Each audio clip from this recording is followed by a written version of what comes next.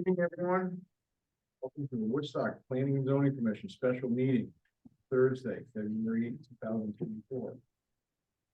I have 7:31.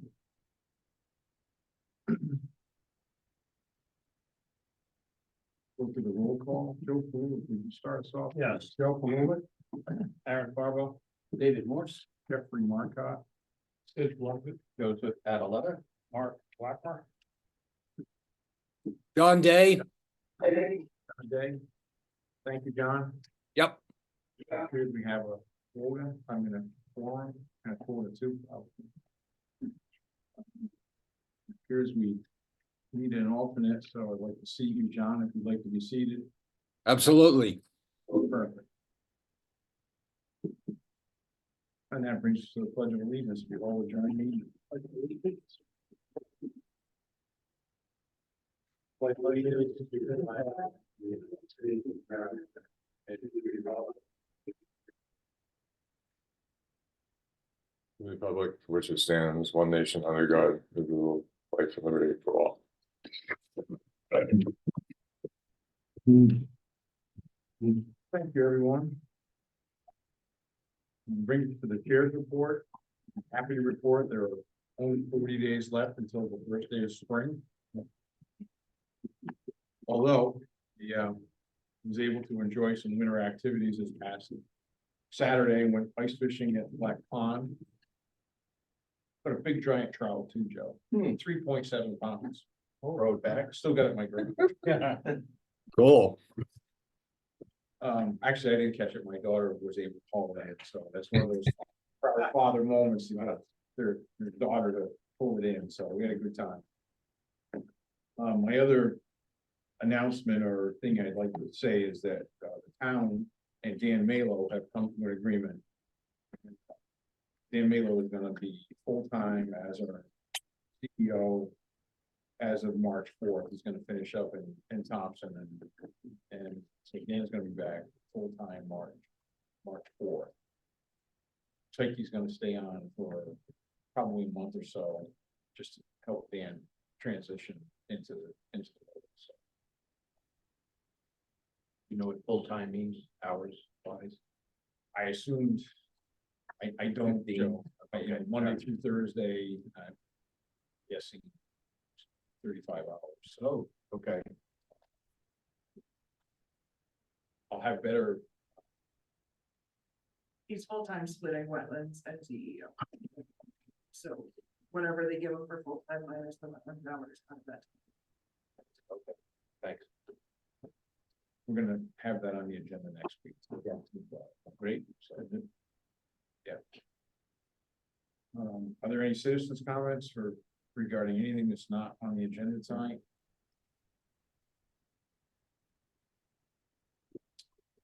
Hearing none, move along to the meeting minutes from January 18th.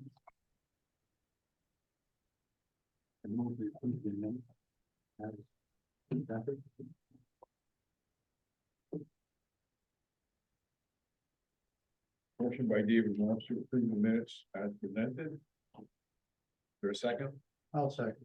Seconded by Joe Poole. Is there any discussion? I had a thing I wanted to clarify, just have to find where it is.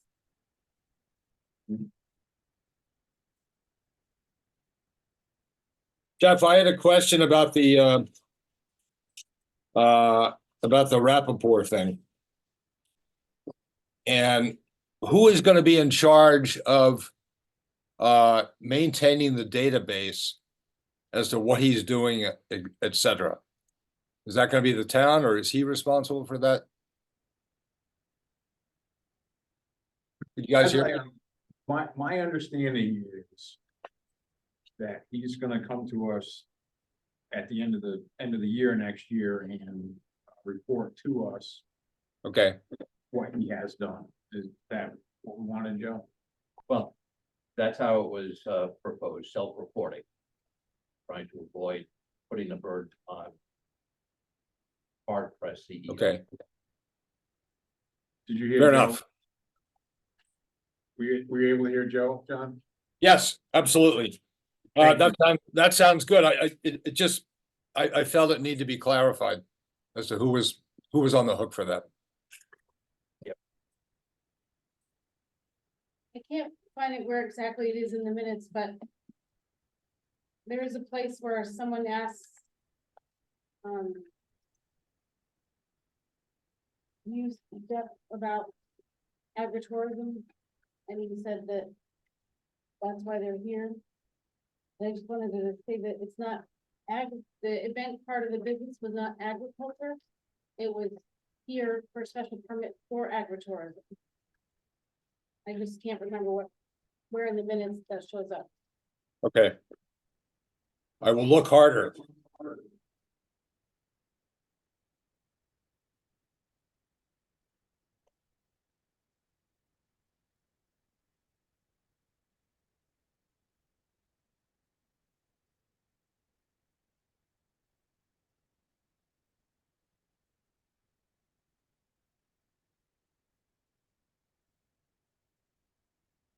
But from the bottom of page 2, it says Norma Jean Loftus feels the traffic study may not be applicable due to the specifics of Purple Rock Road. She also feels that weddings are not agritourism. Jeffrey Marquardt noted that the reason the applicant is looking to get a special permit is to hold weddings as they are not agritourism. Yep. I don't put words in your mouth, but I think what you might have meant was that they're not agriculture, because the application is for agritourism. I guess I was mainly concerned that the music would be off at 11 and there would be no more than 50, et cetera, et cetera. That's all. So I was asking a separate, I had a separate Oh. comment Okay, sorry. for the confusion. So did you want to change that word to agriculture instead of agritourism? Is that what you proposing?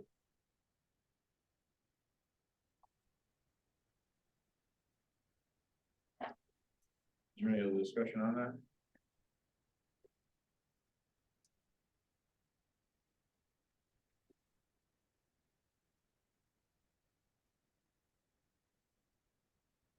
You okay with that friendly amendment? Yes, I am. Yes. Any other discussion?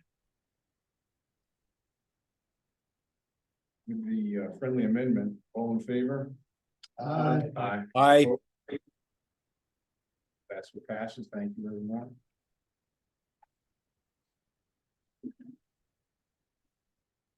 So Jill, does that mean that you also need to change, if it isn't agritourism there? You can just a couple more paragraphs, ideally if it's clarified. All right, if there's that regulations around agritourism, is that around the, I guess, I mean, I think that's what we're talking about agritourism. Well, the regulations don't have that phrase, and the state statutes don't have it either. That's why I provided definitions of it. Well, I think the proposal is agritourism, That's what I, but the use itself wasn't agriculture. That's why they needed the special permit. Because the farming activities was agriculture, that's not what they needed the special permit for. Yep. The special permit was for the events part of the proposal. just making sure if we had to change the agritourism on the paragraph before, just making sure that agritourism is okay on this. That one. I think agritourism should be here. Thank you, Mark. Can I just confirm if, maybe Aaron, did you get your qualifications submitted? Yes. Thank you, Aaron. It brings us to agenda item 5, new business. Woodstock Academy permit SP 565-07-05 M 150-169 special permit modification of construction of 4 tennis courts to replace soccer fields at the Woodstock Academy South Campus. Essentially, Delia would just is requesting that she feels we probably should send it to design professional. She wants blessing on that, so. we'd, have to recuse. Okay, David, thank you. Is there any discussion on that? Want a motion, I'll take that to, send the plans to design professional. Motion by Chair Adaletta to refer to design professional, is there a second? Second. Seconded by Aaron Farbo, I'm sorry. Is there any discussion on this? All in favor? Aye. Any opposed? That so passes, thank you.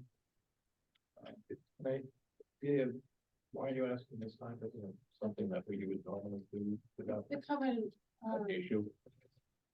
topic of conversation between myself and the treasurer's office to make sure I have authorization before I undertake expenditures under the naming commission, so I wanted to make sure if there's a question, I could say the commission voted on such and such a date.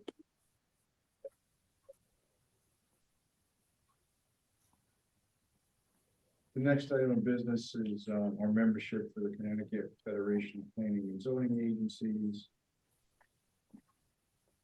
There's plenty of money in the budget for this, something that we do every year, so. I think that we should renew it again. There are copies of the whole last year coming. Where it got, right? Yeah, right, Tracy sent them. So, She still doesn't know where they went, how they get mailed to the town hall. Nice lady at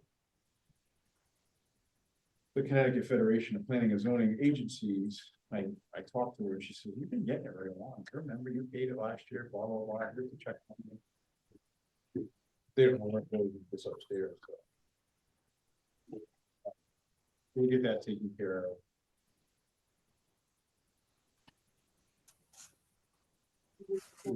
Vote on that, or is that? Yeah, we're fine. Mike.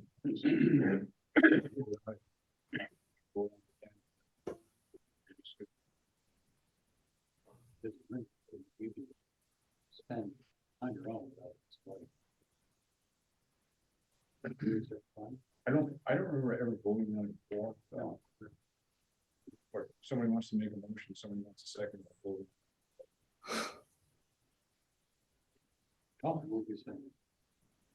A second. Motion by David to renew Connecticut Federation of Planning and Zoning Agency, seconded by Joel. For discussion. All in favor? Aye. Aye. That's what passes, thank you. Moving right along, brings us to.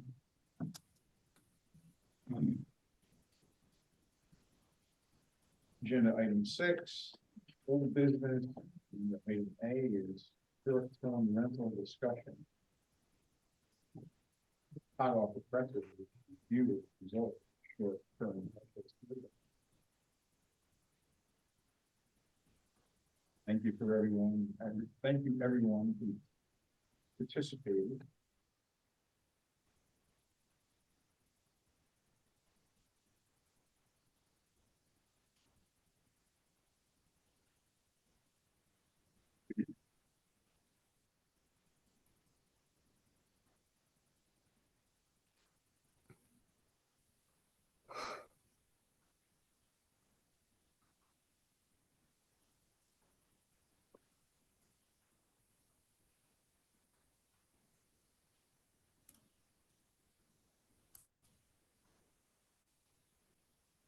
And the file that shows the survey results.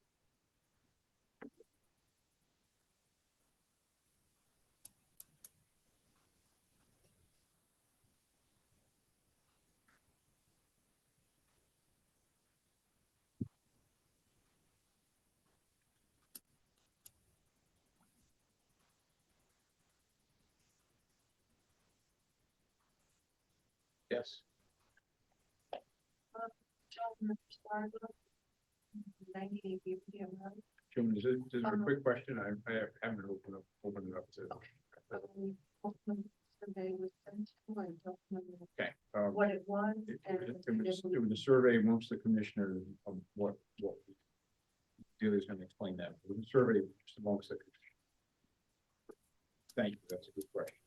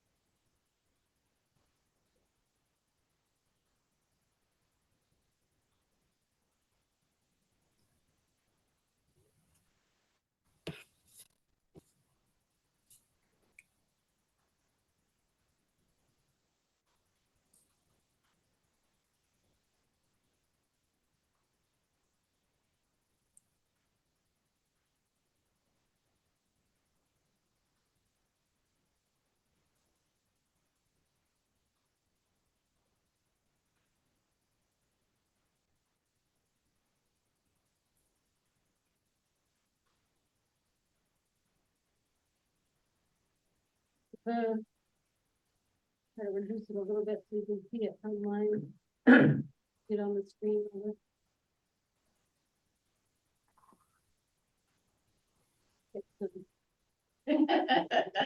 Oh, we'll just go a little bit down the page at a time. So I tried to spend time going through and labeling these. It would take forever for me to put the percentages next to the document. So the next page shows the results. You just don't get to see the pretty colors at the same time. So the first question, and again, the survey was sent out to plenty of zoning commission members. We didn't send it out to the public.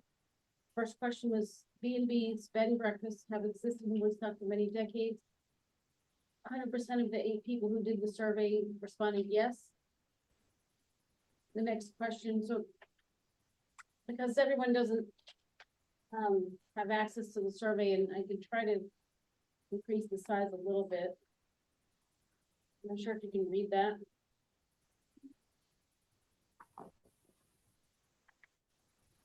Is that better? Yeah. So I divided the questions up, and some of them seem a little bit repetitive, but the way they were asked was meant to be different.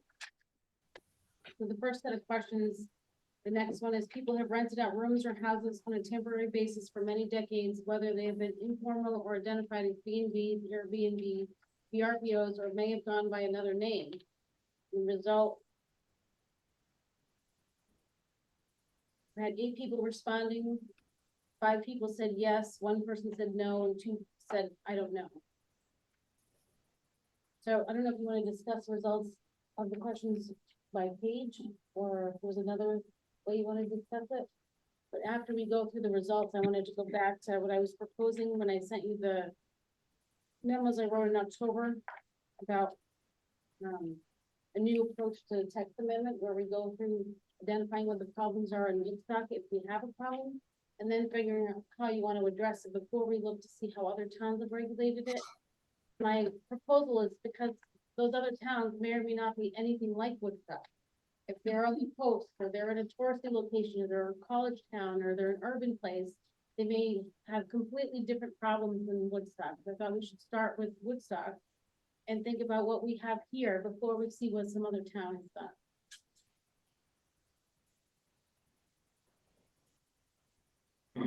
So another question was, SDRs of the past use word of mouth or paper print advertising as method of promotion. All of the 8 respondents said yes. SDRs of today have added social media or digital online advertising to their methods of promotion. All of the 8 respondents said yes. And then we have some comments. The comments include, SDR taking place as described above was most likely done by property owner and rented out to people the owners knew. It seems that SDRs have been operating in Woodstock without issues for a long time, even with the transition to online reservation systems. I don't know if you want to discuss the results of those questions before we move on to other pages. Are there any questions or discussion? I think there's value in kind of going through the whole survey first before, Okay. that's my feeling. Does everybody else think? Makes sense. Yeah. Makes sense.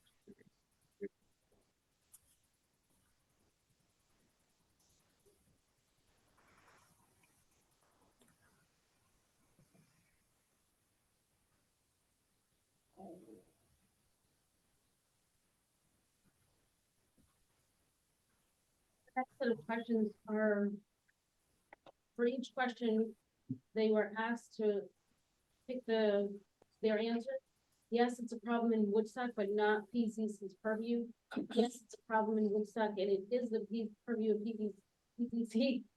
And no, it's not a problem in Woodstock. So the first question is, SDRs have been a source of problems for the community. And we have, for response,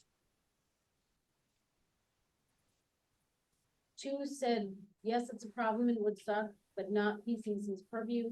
2 said, yes, it's a problem, and it is the purview of PCC, and 3 said, no, it's not a problem in Woodstock. How to get rid of this little. Can I ask a question for this question? when they say that Arnold Winkelmann 37 to 27, they say that troubles with the septic system on the report of failed systems because of that, or how do they come to the conclusion? I think the response was based on maybe if people on the commission know of or are aware of short-term rentals, or if they, what they've heard from the public. But, no, I didn't do the survey. I wrote the survey so we can hear from everybody.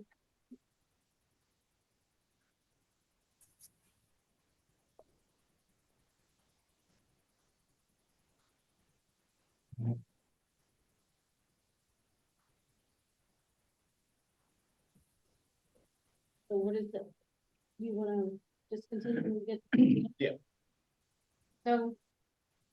I don't wanna read to everybody, but I wanna make sure everybody can see the question. The next one is, as your guess overall in the septic system, really said. Yes, it's a problem, but not PZC's purview. One said, yes, it's a problem, but not, I mean, that it is the purview, and 4 said, no, it's not a problem. So the next question, STRs are more likely to have fire safety concerns. So I don't know if you can see the response, and I feel a little silly reading it to everybody, but. Last question on this page, STRs with absent property managers lead to problems.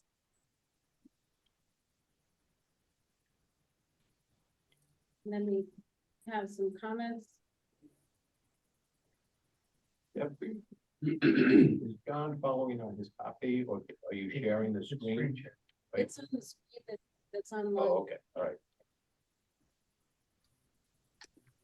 So we have 4 comments here, since part of the P and Z Commission's purpose is to look at ensuring the health and safety of residents and the environment via land use regulations. The issues noted above do fall within the purview of P and Z.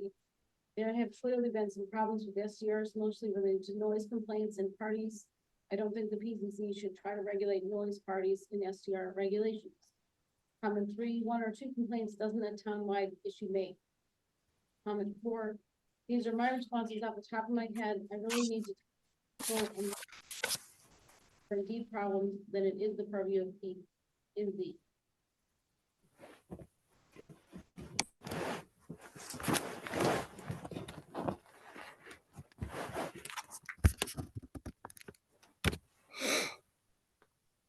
This is a little bit different. These questions are, SGRs have been a source of problems for the community. Not sure, none of the time, some of the time, or all of the time. We have 1 person saying not sure and 7 saying some of the time. And SGR guess overwhelming septic system, 5 say they're not sure, and 3 say some of the time. SGRs are more likely to have fire safety concerns, 3 say not sure, and 5 say some of the time. Last question, SGRs with absent property managers lead to problems, 2 say not sure, and 6 say some of the time. We have some comments.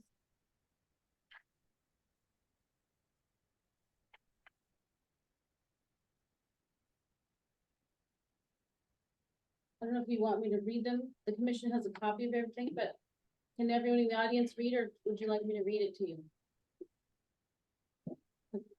Sounds like you need to read it. Okay. First one, residents have raised specific issues with SCRs in their neighborhood, which occur with some of the properties. Using information from the new reports, one can consider that absent landlords are less able and less interested in addressing neighbors or town's concerns, which may arise with their property. Comment 2, it seems that the biggest concern for residents is how to get approval for SCR since the current regulations only include bed and breakfast. Comment 3, same as above. They don't mean comment 2, they mean the same as their own previous response. This person who wrote comment 3 is referring to their previous, but the way their survey results are presented, I have no way of knowing in this method of connecting comment 3 with that person's previous comment, but we saw the previous comments. Same as above, need to investigate more, and answer solely based on my current knowledge. Comment 4, septic, what is difference SCR or large family coming home to visit for a week? Fire safety, SCR may lead to having party consuming alcohol and carelessness.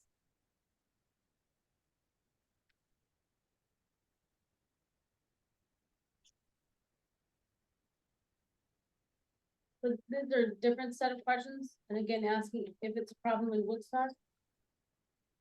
So the question, the response would be yes, it's a problem in Woodstock, yes, it's a problem in, is the purview of PCC, or no, it's not a problem.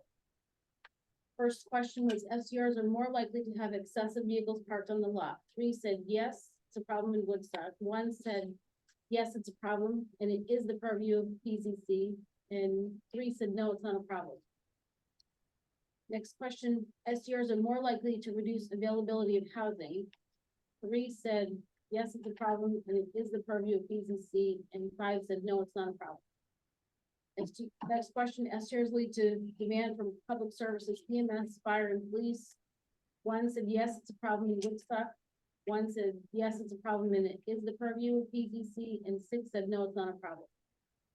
Next question, SDR guests are more likely to cause excessive noise. 3 said yes, it's a problem. 2 said yes, it's a problem, and it is the purview of the commission.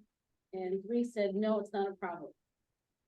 Next question, SDRs are more likely to lead to the overuse of community assets, parks, open space, lake, etc. 2 said yes, it's a problem. 1 said yes, it's a problem, and it is the purview of the PCC, and 5 said no, it's not a problem. There's 3 comments. Comment 1, anecdotally, some of these issues have already presented themselves on SDR property. Part of our combined P&Z authority is the planning aspect, which indicates that we should be looking at new approaches to land use and development and to develop appropriate regulations to help ensure a safe and healthy environment for the town. Comment 2, the whole SDR discussion was triggered by noise complaints, which seems to be the main issue here, not necessarily a problem with the SDR. However, it appears that the zoning regulations need to be updated to define SDR, Airbnb, etc. Comment 3, same comment as above.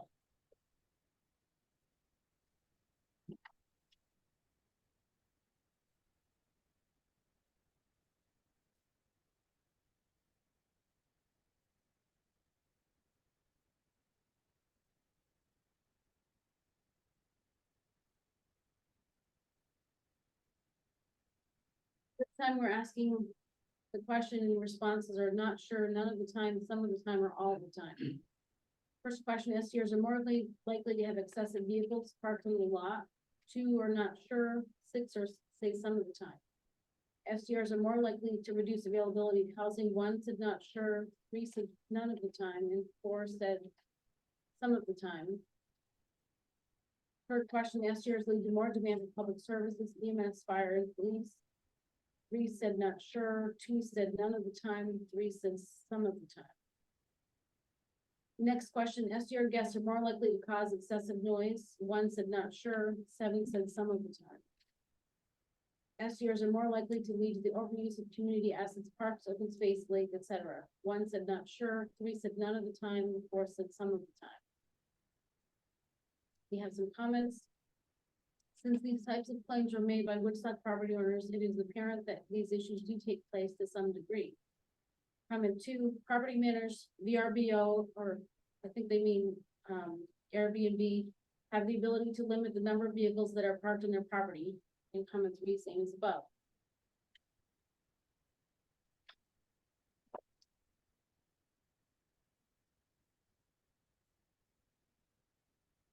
This set of questions has the response, the possible choices as yes, it's a problem in Woodstock, but not PCC purview.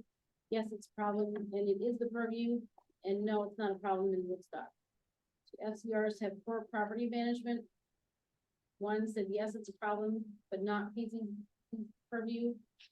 2 said yes, it's a problem, and it is the purview, and 4 said no, it's not a problem. Next question, SDR guests are more likely to be or to act recklessly in public spaces. 1 said yes, it's a problem, not PCC purview. 1 said yes, it's a problem, and it is the purview, and 5 said no, it's not a problem. The next question, SDR guests are more likely to cause damage to neighboring properties. 1 said yes, it's a problem, not the purview. And 5 said no, it's not a problem. SDRs lead to overuse of infrastructure such as the roads. 2 said yes, it's a problem, not the purview. And 5 said no, it's not a problem. Excess turnover of temporary people, SDR guests in the neighborhood causes problems. 1 said, yes, it's a problem, not the purview. 2 said, yes, it's a problem, it is the purview, and 4 said, no, it's not a problem. We have a few comments. Comment 1, not all SDRs exhibit these issues, but since there are no regulations in place to identify or address them, we do not have enough data to explicitly state that these are problems in Woodstock. If we take a broader view and use our knowledge of incidents in other areas outside of Woodstock, it is safe to assume that these issues could become problems in Woodstock. Again, using our role as planners for the town, we should prepare regulations so that our ZEO has the tools to help guide owners who want to create a SDR for their property in a safe and appropriate manner. Comment 2, all these problems may occur in Woodstock, but I don't believe they occur frequently enough to be considered a real problem that PZC needs to regulate.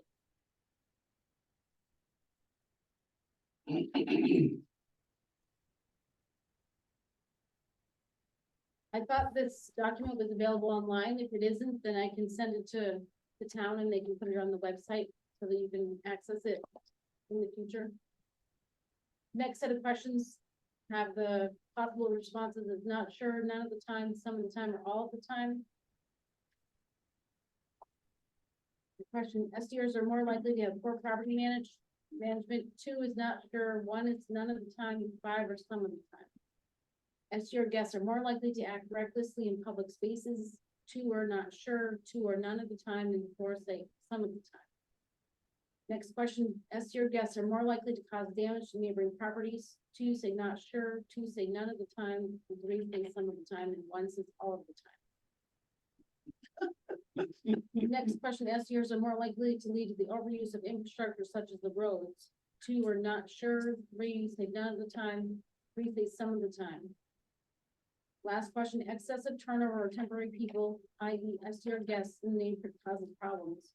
2 are not sure, 2 say none of the time, and 4 say some of the time. You have a few comments. Comment 1, again, since these issues were noted by residents of Woodstock, it is true these claims are true at least some of the time.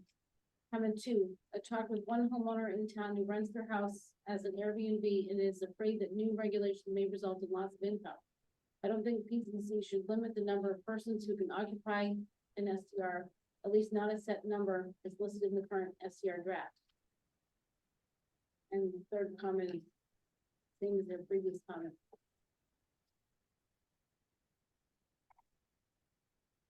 The next set of questions are different. We have other businesses benefit from tourism generated by SDRs, such as restaurants, shops, farms, venues, etc. 100% of the 8 people responded said true. Next question, SDRs replace the disappearing B&Bs or bed and breakfast. 3 said true, 2 said false, and 3 said I don't know. Next question, SDRs could serve prepared food to the guests. 4 said true, 3 said false, and 1 said I don't know. Comments include, I don't think SDR should serve prepared food that's specifically for bed and breakfast. Fresh baked cookies or snacks is fine, but SDR should not provide full meals to guests.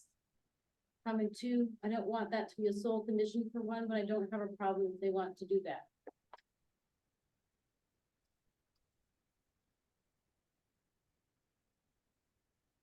Next set of questions, the response options are beneficial impact, neutral, or negative impact.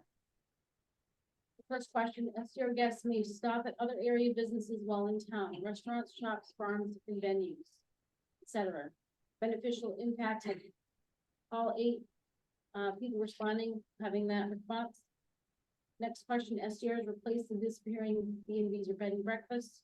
2 said beneficial impact, 5 said neutral, and 1 said negative. Next question, SDRs could serve prepared food to the guests. 1 said beneficial impact, 5 said neutral, and 2 said negative. Next question, host of the SDR or the owner lives on the premises. 6 said beneficial impact, 2 said neutral, and no one said negative. Unhosted SDRs or owner does not live on the premises. 1 said beneficial, 4 said neutral, and 3 said negative.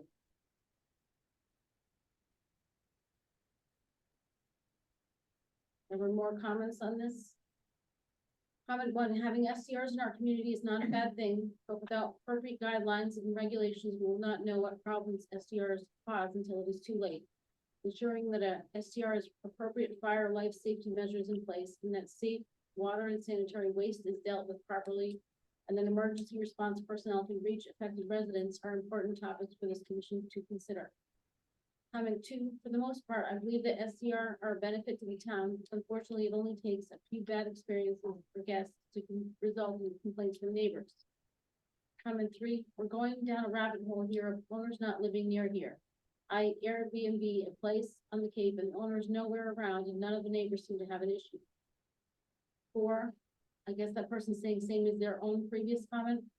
5, I have stayed at SDR 1 week at a time, brought only one vehicle, shopped at local grocery stores, went to local restaurants, helping out the community.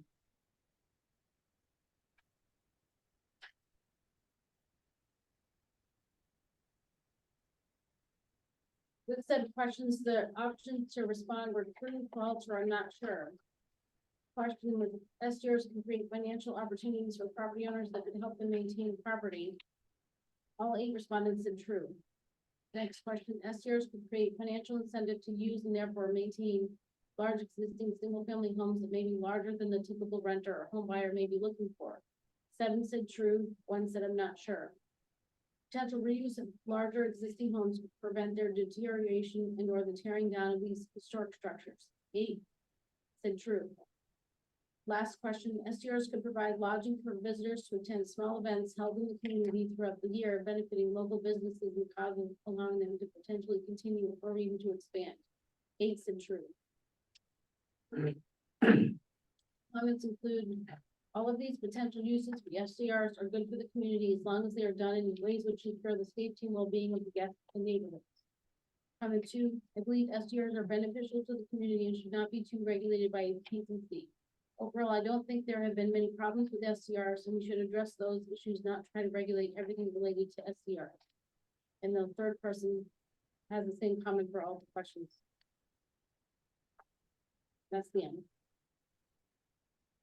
Thank you, Delia.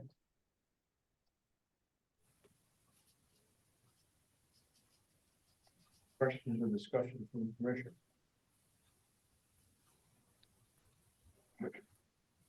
Well, my takeaway from the survey is that this is a topic that the commission should be addressing in some manner. And I think Delia had proposed a couple of approaches for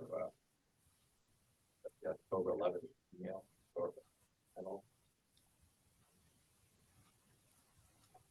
So I think it's worth continuing our discussion about what kind of guidelines would be useful for making sure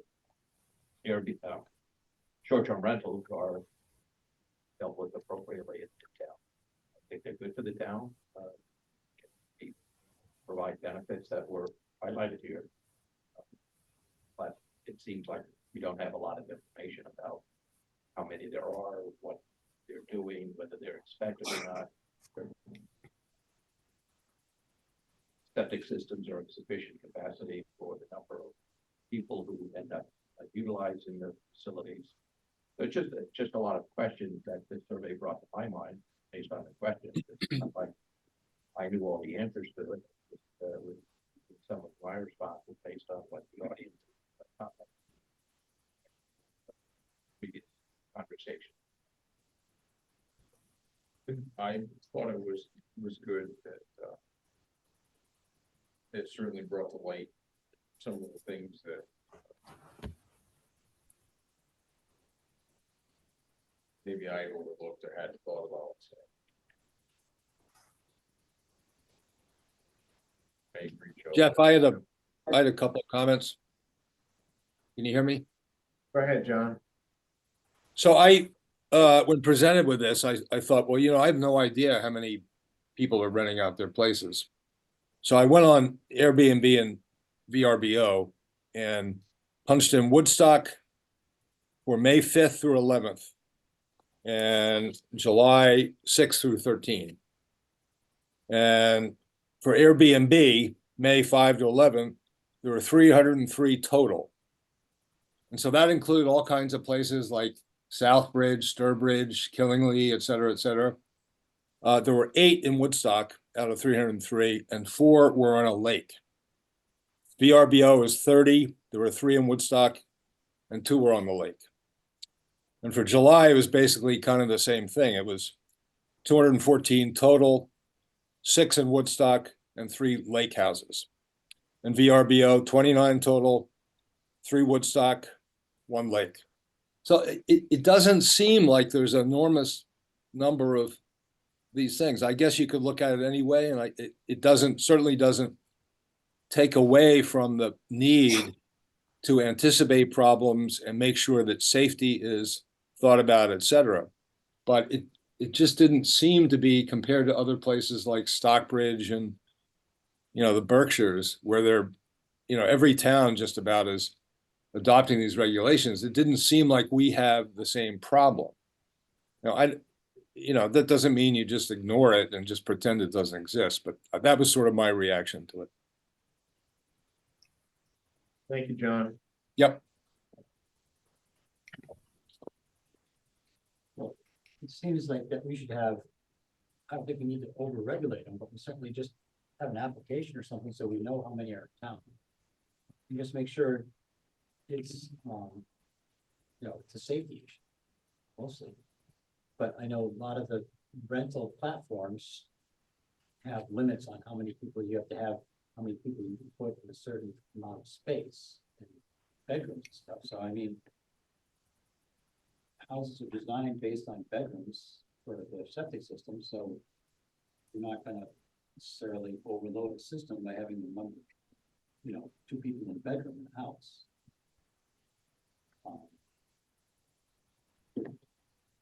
And if somebody lived in a house, there'd be traffic in and out every day. So if somebody's visiting, sometimes they travel less. They get to a place that might stay there or just go out for a little while during the day. I don't think traffic's a huge issue. Sort of increasing traffic, then you have in a normal household of people running in and out. Over, maybe on the weekends it might be a little busier, but it tends to be busier on weekends with locals. So I just think we should have something, not make it overly complicated, but have some, so we know what's in, and maybe if you're an absentee owner, that you have somebody within half an hour that can respond to an emergency or something happening, so that they're not, people aren't left out on their own. I mean, a lot of people that do it are doing their own home, or they have another house in town, and that they're close by. I just think the absentee ownership thing has to be dealt with, so they have a manager or a contact person close by, not necessarily next door, but in half an hour. And I don't know, that's just a number of tossing. That's kind of my take on it. Yeah, and I would think at a minimum, we would need a different type of application. But I wouldn't think a home occupation form that we have now is appropriate for an Airbnb or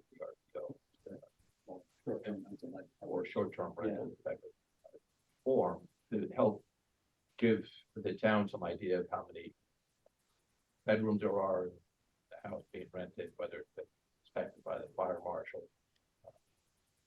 A few other questions on it, plus some definitions in our regulations to give the CEO some guidance as to how to work with property owners who want to put their houses as a short-term rental. Right now, we don't have anything.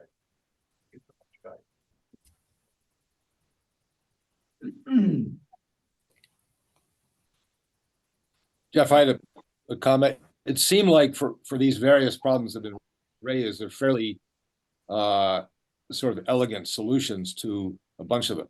For instance, one of the ways you keep out people who are just doing this for an investment or big corporations is you say the person, you can only rent out the place somewhere between 45 to 135 days a year.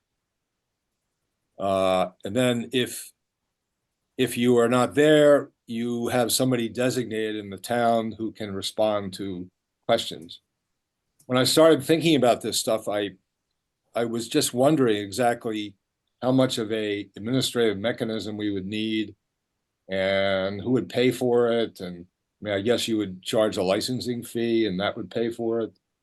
I mean, it seems to me, sort of looking at this, that the safety issue would be kind of paramount.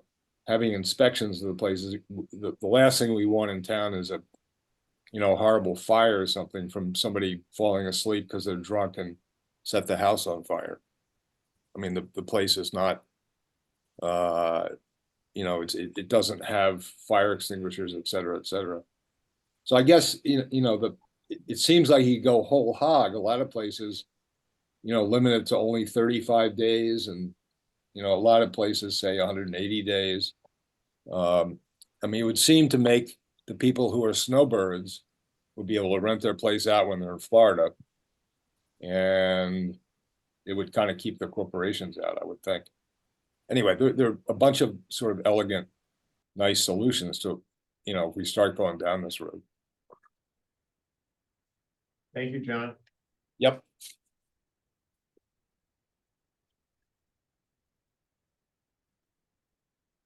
I think we have to be careful we don't create enforcement nightmare. Oh, I agree. We don't have the infrastructure, police, or it's gonna be kind of an honor system. And I don't know if we should limit the amount of time we can be rented out, but I mean, that's a discussion, but I don't, have an inspection by the fire marshal to make sure it's up to snuff. And if their septic system is past the, the NEDH, then he's gonna have to let that run. Joe? Yeah, I think those are the two key issues that I had, was both the septic system, make sure that the NDDH has checked that out. And fire marshal. I don't even know if the NDDA check it out, just that it's an approved septic system. Well, that's what I mean by Yeah, checking okay. it out, if they have a file, I don't if they have a design on file. They've got a CO for the house, Yeah, the property, it's on I'm file. assuming that NDD has already okayed it and. Fire marshal. Need to. But it's, if they've got a CO for the property. In the first place, whether it's a residential or if they rent it out later, Yeah, kind of have to say.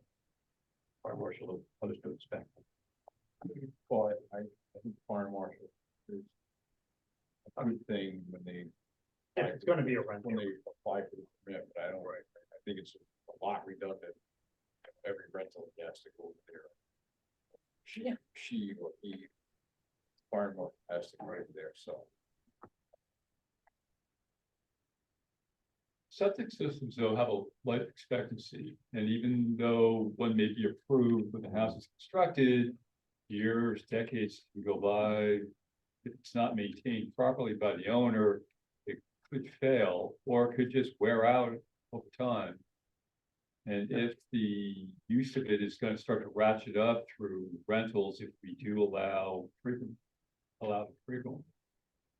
Is I that don't know a if purview? NDDH is available to do some kind of shallow, simple inspection without, Is that a purview? Well, it's not Yeah. specifically our purview, but we could put that requirement on our application. and it might just be an annual checkup. Not, not, certainly not for every visitor or guest, or Is that available and can they do that? can NDDH? Yes. I don't know. So I mean, are we asking for something that can't be done? Right. I know the lake districts have to have some of them have requirements that their systems are checked, or Right. there's people here from lake districts. Do you have requirements? You have to have them pumped, right? Yeah. And do they screen them too? Or they look at them, or you just have them pumped every 2 years? John, when you build, and that's. Yeah. Well, anytime they open it, you can see the baffles and, everything's functioning properly. Inspection. The solids wouldn't be. It's fine. So maybe we just require that if they do it, that the tanks are pumped every 3 years, like. Supposed to do that anyway. Yes, I'll do it. I'd recommend that I reach out to the health department and ask them. Yeah. What they do, or if they have an opinion about short-term rentals.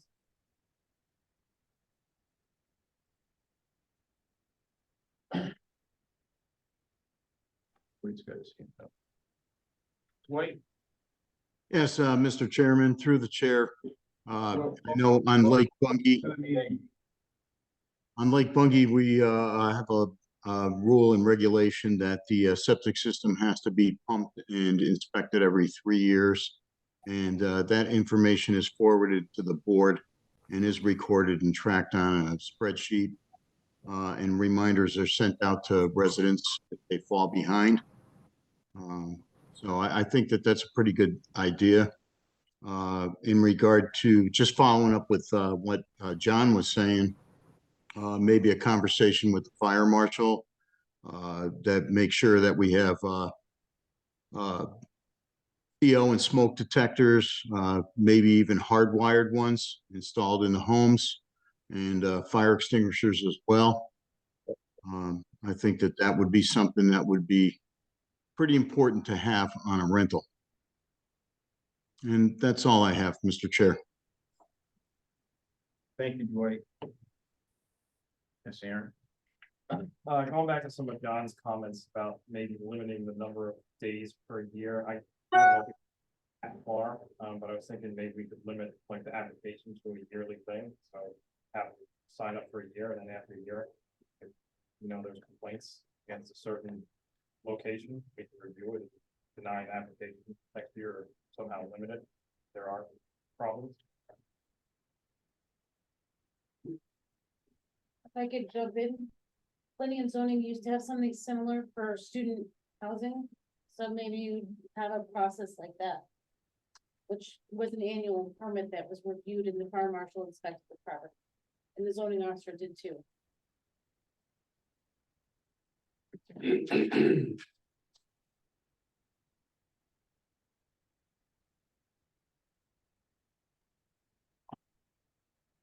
other comments from commissioners? Julie's got 2 pages of notes. I think not. Oh, I wanted to ask, we were talking about fungi with the pumping. Anybody from Witches Wood here who may know about that lake district? Okay. They have some other regulation. Faucet, anybody for faucet? No. Did you reach out before, Delia, to the different associations, the lake association, or kept forward to that when you first started? You didn't reach out, okay. Might be good to see if we could reach out to the association president or chairs, see if they have regulation. The lake fungi process sounds pretty good. We would wanna just keep in mind that this rule regulation, as far as I know, would apply to the whole town unless we wanted to make it apply only to the lake district. Okay, just trying to evaluate what's already in place, what people.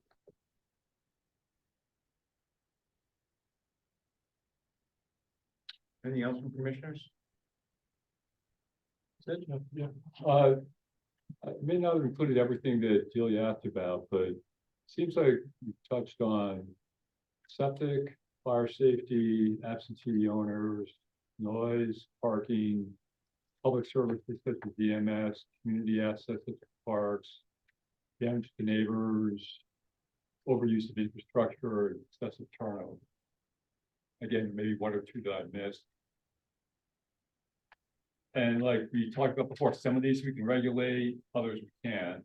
And I think it's going to be important going forward to see what, like Julie suggested, do we really have control over what we just have to kind of throw our hands up. Second, just observation is that this is kind of an interesting situation, is that in some ways it's a commercial land use, in other ways it's a residential land use, and these kind of straddle both. Which it's kind of new for us, makes it a little difficult or new terrain. And then I think just lastly, a lot of it comes down to neighbors and whether they're respectful full people or not, whether you're there for a day, a week, a month, or a full-time resident. And it's hard to regulate good neighborhoods. And I think that's kind of what we're kind of after, is trying to get people to behave themselves when they're next door. Good point. Do we want to consider, well, where are we going with this, in terms of continuing discussion about developing definitions for our regulations, the application form, new regulations? We should go through the process that I recommended, which we haven't really done yet. Okay. Then when we answer the questions or done the things, then we know what we want to do. Julia, I like your idea of using the academy's residential thing. Where do you see that fitting into this process? Would that follow after we go through this step-by-step process? Right, then this would determine like what is, you have to determine which is your purview. Some things you might like to regulate, but you might not actually have the purview, like we don't have a noise ordinance. You can't regulate noise and zoning, you'd have to be a separate ordinance in the town ordinances, and that requires a town meeting. Then you'd have to go to the selectmen and they'd have to decide to do that, and then they'd have to warrant the meeting after the ordinance has been written, everybody would get a chance to vote on it. And then you'd have to, before you do that, you'd have to know that you'd be able to enforce it, because why would you want an ordinance that you don't enforce? Noise is very hard to enforce.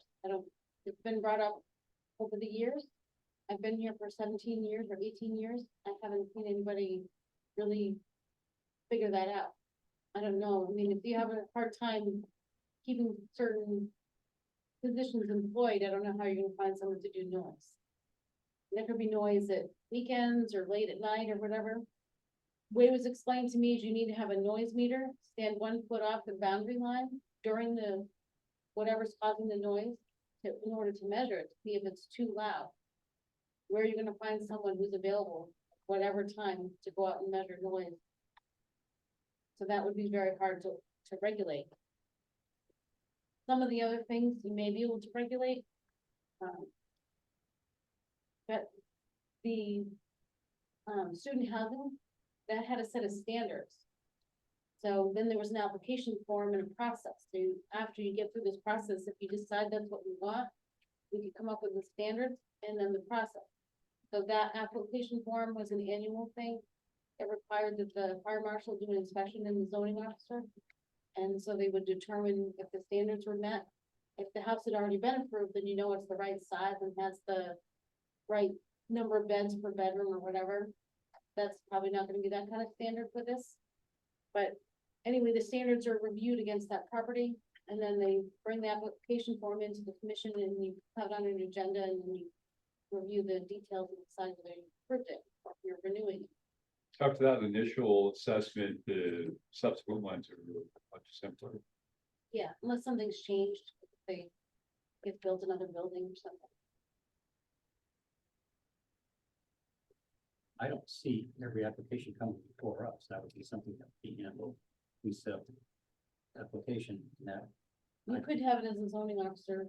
zoning Yeah. officer could make sure he wants that done. Bring it before every year to bring it before us.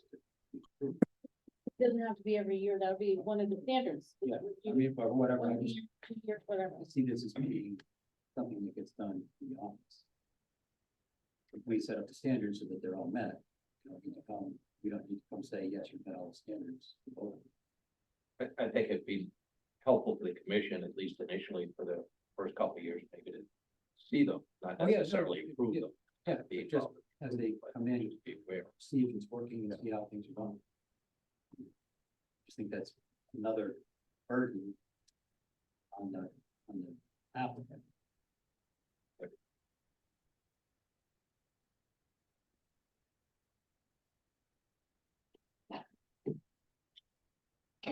Positive discussion. Can, work a little bit on the planning phase now. If you'd like, or we can move along.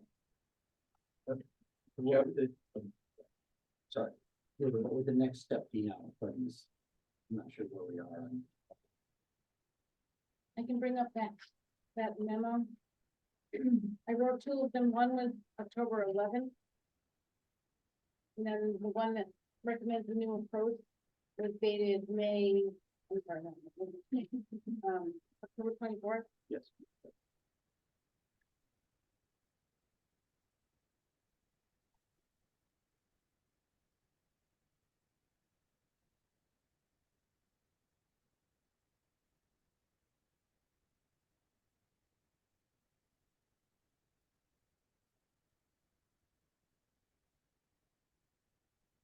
I mean, it seems like we've done like phase one kind of well in.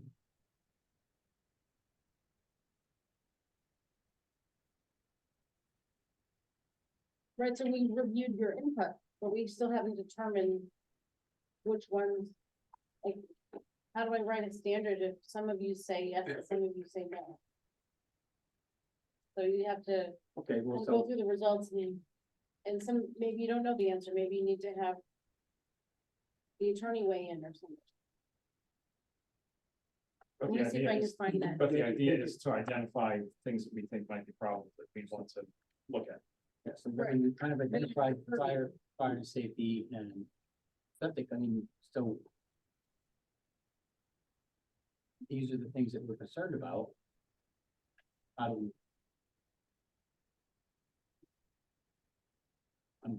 confused. You know, we've kind of figured out where we want to go. Our concerns. Well, could a lot of the concerns actually be highlighted or outlined in an application form? And then in the regulation where defining what short-term rentals are and which ones need to have a specific application?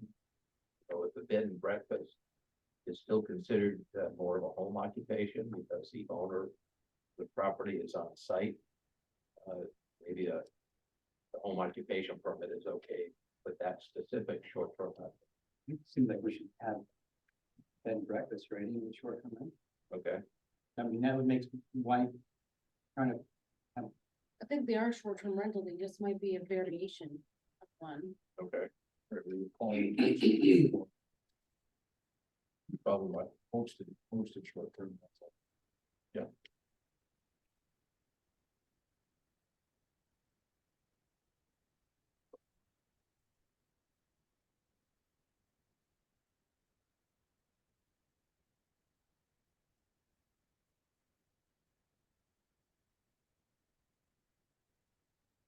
In terms of the planning phase, is up here on the screen. I don't know of any actual violations other than maybe someone having one without a permit, but yeah, we hadn't determined that they needed a permit, then that's not really a violation. well, I know, so that's why I mean, we're trying to come up with a permit. Right. So I'm trying to go through the list here.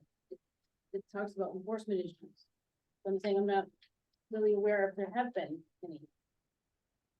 I've heard that there's been noise complaints and rude people and maybe some other things, but I don't know that planning and zoning can regulate behavior. No, already. Right.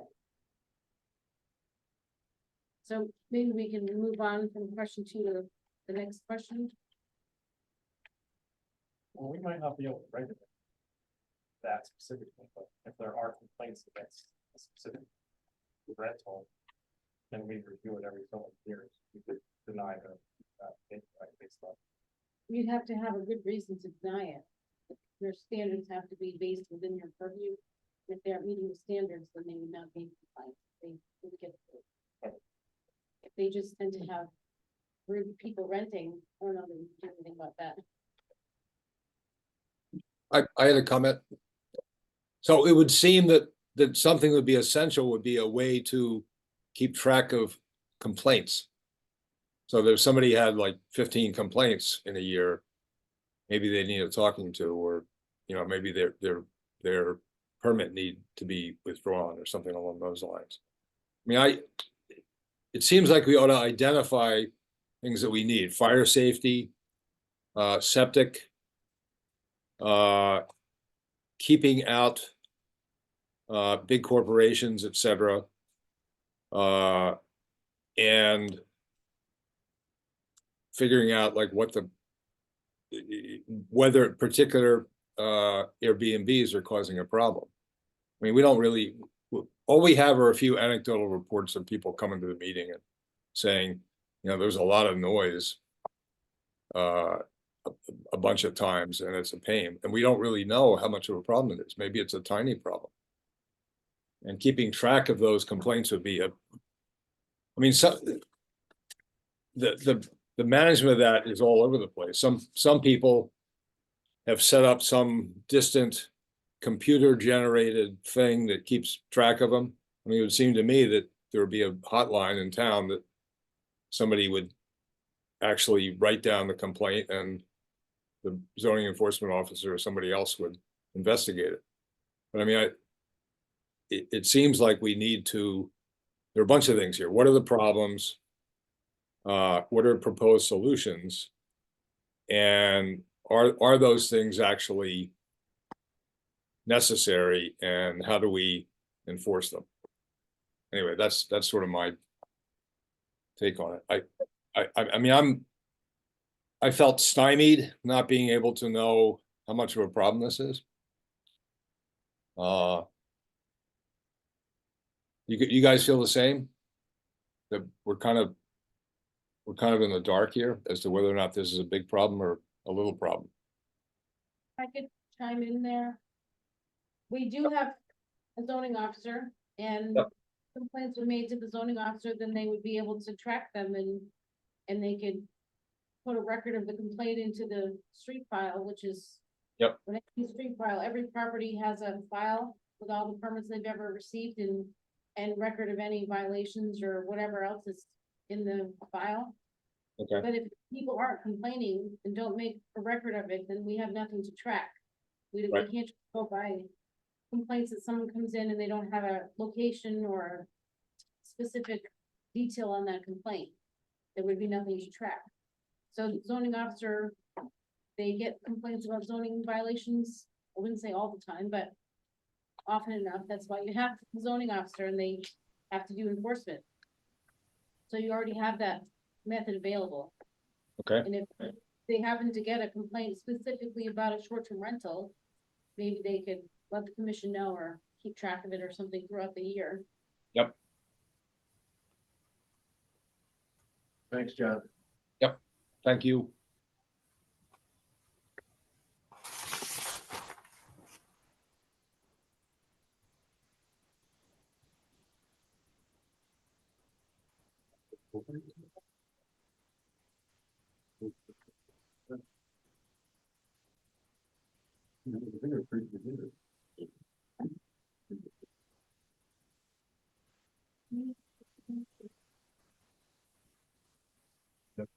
Yeah, thank you.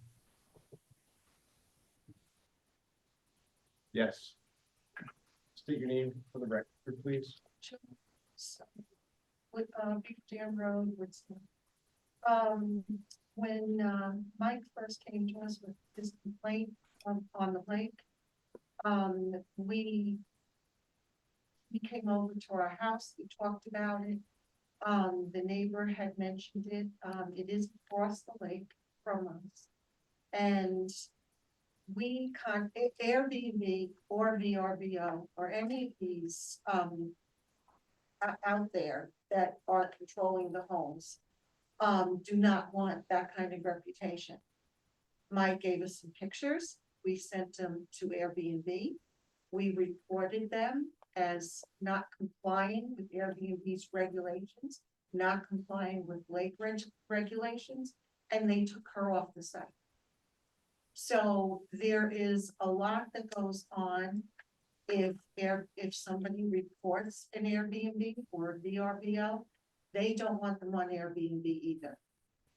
So at that point, we could, at that point, make a complaint to Airbnb and they will pull them off just like they did the people across. So an individual person that's renting, I don't know, at that point, somebody can make a complaint. But, and let you guys know, and then you'd have to feel how to do with it. But I'd be more than happy, I don't want an Airbnb that's a problem. Cause that makes me look bad. That's what I do, if somebody came to me and said, could you report this person, you have pictures, you have comments, you know, whatever. I report them like we did for Mike, and they pull them off. Thank you. I'm wondering if we might take a minute, if it's okay. We have a good community representation here. I think the commission could benefit from some input from what people are hearing already. I think the commission is focusing on a couple of things relative to short-term rentals, fire safety, environmental safety, septic and water system.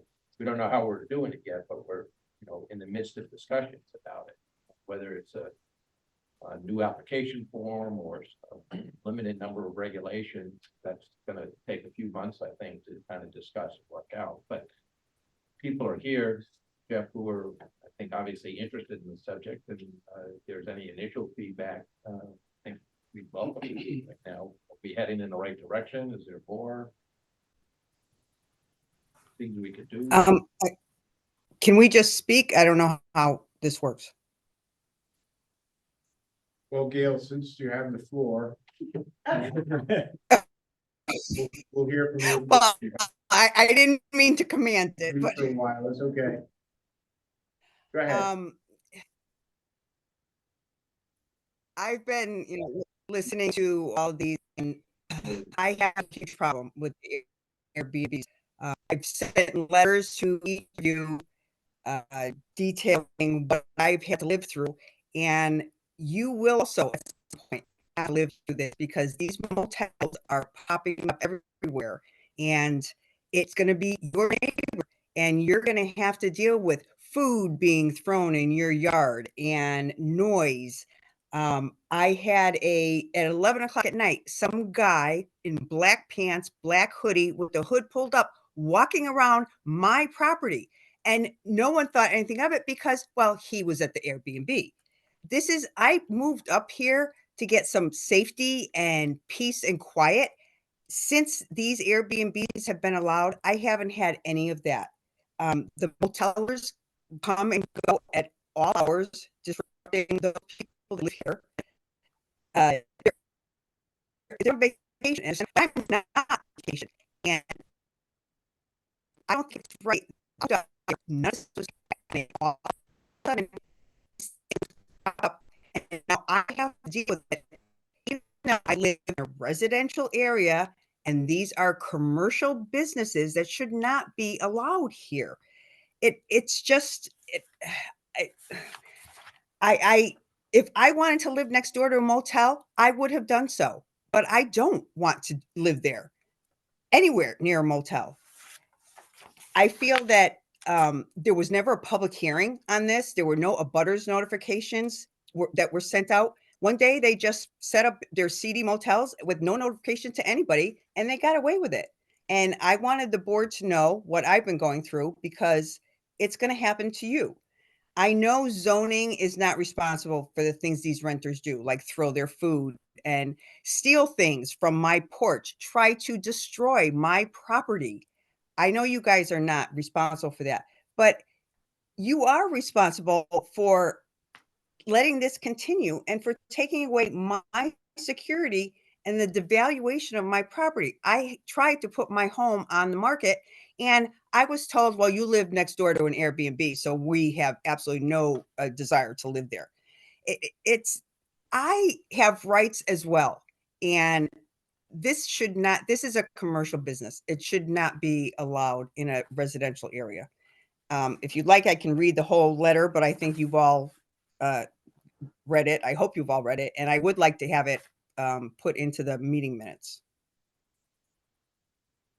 Thank you, Gail. Thank you, Gail.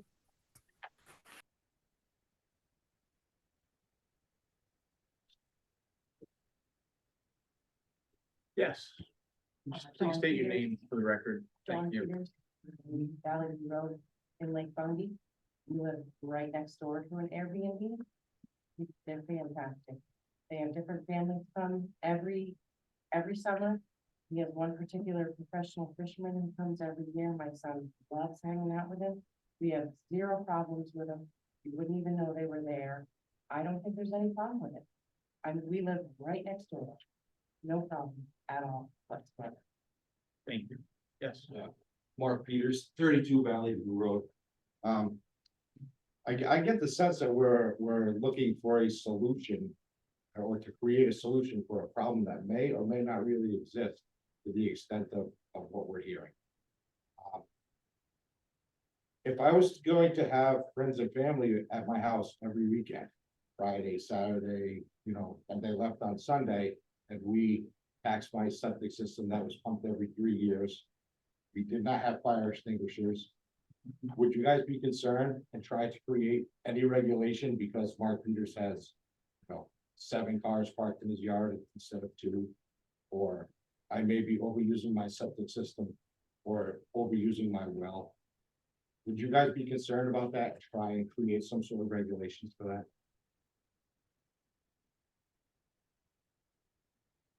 I didn't think so. Thank you. Thank you. Thank you. Joe? I may just comment that personal uses of a property is not what we're talking about. We're looking at for properties that are used for revenue generation. Right, I understand that, but the principle is still the same with all the concerns. Regardless, A little bit. because people could still complain that I had too many cars in my yard, or I was being too noisy, or whatever. Kids threw a football in neighbor's shrubs and broke their shrubs. You still have the same issues, and it wouldn't be an issue because it's my personal property. So. Thank you. Yes. Arnold Winkelmann, 37, Route 197. Excuse me. When I was listening to the survey, my first impression was actually nicely done, but much of it is speculation, not really evidence. I haven't heard anything concrete except for the woman Gail who just complained about noise. The second part I was thinking is this country has a proud tradition of boarding houses, how they call it, correct, which was like a way of people who didn't have their own home and traveled and worked would stay in those places. So I think the short-term rental, in a way, are somewhat like a boarding house, free boarding house and breakfast. I've been running my own Airbnb for 6 years now, and it was a learning curve in the beginning. And I can assure you, we're now a superhost, which is very strict conditions before you become a superhost. So each person who rents the house is screened by Airbnb, and they improve their conditions. So, for example, we half a year ago we had a team. I mentioned this last meeting I was here, of 5 young men who were construction workers for the cell towers here. They couldn't rent this place because there were 5 young men who tried to rent the very same day when they got the job order. Airbnb blocked. Out of fear, it might be a party, right? So the second part is every single renter we have give us a review about their experience. We do the same in 5 or 6 categories. If they misbehave or break something or out of order, as you said, they get a review from us and they report it, and then they're taken off whatever the platform they're on, right? So there's a big safety regulation built in already. Also, my interest is to keep my house safe. Of course, we have everything wired. Of course, we have fire extinguishers, right? Of course, we do septic system every 2 years. And depends on how many people live there. Right? Sometimes it's just one person. So there's no concern with their families bigger. So, and then I was just wondering how people come to our neck of the woods. And I found that many people come from New York to experience our rural community. So they go on trails, or there are parties, and there's a wedding. So they go somewhere else because the house is big enough for them. If there's a party, for example, that they would like to have at the house, they have to apply for it beforehand. You cannot say, oh, once I had people over to law. So I went over there and I called them to order. I live on the same property. A minute away. So if you limit the number of days somebody can rent. This doesn't make any sense. I mean, the season is literally probably from spring till October. But we have people now, we had people for Christmas, people for New Year's. Right now, somebody's coming tomorrow. For example, they make loud music in the house. There are 3 guys who come for 30 years who have their little amplifier and they play music, right? All guys like in their 60s. So big pop. And yeah, and so we get commendations all the time how nice this place is, how clean it is. The cleanliness is another part, right, where people might get in trouble. So you're rated on the scale from 1 to 5, how clean this place. And if you go below a certain average, then you lose your status. And also, listening to one of the first members here on Zoom, we seem to have only 10 to 15 places in all of this. Right? So this can be really a big problem. Unless, what I agree with, of course, is I don't want foreigners buying places up and renting them out. But I don't think we have this, do we? Well, not yet. That's part of the plan. Yeah, of course, but we need to know this. And I mean, if somebody buys a house and builds whatever condo or so, then we can probably do something about this. But to regulate everything in advance for the people that are existing here, might actually cause another problem. So, and how about the ones who already are here? Are they going to be grandfathered in or going to be still subject to the same regulations then? So what is the idea about this? I think if there are health and safety issues, that might be subject to at least a review with that. How would you know this? How would you know what? If they health and safety issue. Oh, just a fire marshal. That's like we were talking about. Once you have a permission, and then once you apply, then. Yeah. Well, we had an inspection when we redid the house. Okay. So, right, it's on the record, so it should be safe. My I thought, can't answer that. my thought is it'd be regulated the same way the bed and breakfasts are today. That there'd be some kind of an application. So bed and breakfasts already are regulated. So short-term rentals, in my opinion, should also be regulated. Yeah, but isn't this a right of the private house owner to rent their places out? They can, we're not saying they can't. Yeah, but why would you have the permission, if I have an apartment, if I sublet my place? Do I have to have permission for this actually? Is this? Yeah. It is? Yeah. So if I live on the first floor and I have a basement furnished and I rent it out, any permission for this? Well, I in that case, not sign a necessarily. lease, I mean, No, Yeah, 2-family, something you would need to be permitted as a 2-family, or, 3-family or whatever. Woodstock makes it very difficult to have a 2-family as a new structure. But if you had a home, single-family home with an accessory apartment, if you got approved to do that, that accessory apartment or the main unit, you could rent out them both or live in one or whatever. Woodstock doesn't regulate that you have to live, like some towns, when they have accessory apartments, sometimes we call them in-law apartments. Some towns actually regulate that you have to be related or whatever. Woodstock doesn't have rules like that. So if you have the structure approved, you can rent it out if you want. Or have your nephew or whoever live there. well, thanks for your ear. Thank you. Yes. It seems to me that there's a huge Could you spectrum just- of. could you just state your name for the record, please? 135 Laurel Drive, Thank you. Woodstock County. It seems to me there's a huge spectrum of what Airbnbs and bed and breakfast. This gentleman, I understand, has many acres property, 24 acres. There's a big difference between having 24 acres around you and having 10 feet to your fence and the other house being 10 feet off of you. I don't think you can treat those 2 types of properties the same way. It doesn't make sense. Even again, with the best guest, it's gonna be a difference when you have somebody that close, even when they're on their best behavior and trying to be quiet, it's going to disturb the neighbors. And I personally don't want to have an unmanned motel next to me with people coming and going who are 10 feet off my property. You know, there are people who have children in their yards, we don't know who's coming and going. It's, you know, there's some safety issues there as well that have to be considered. That's my point, it's not, one size does not fit all. You know, your situation is way different. But what you do with that neighbor? What you do, that, The neighbor is really- well, you try to make friends with them and try to work it out. But when you have people coming and going every day, they don't really care. Because there's nothing in it for them to be friendly with you. Thank you. Yes. Hi, Jose Macho, Beaver Dam Road in Woodstock.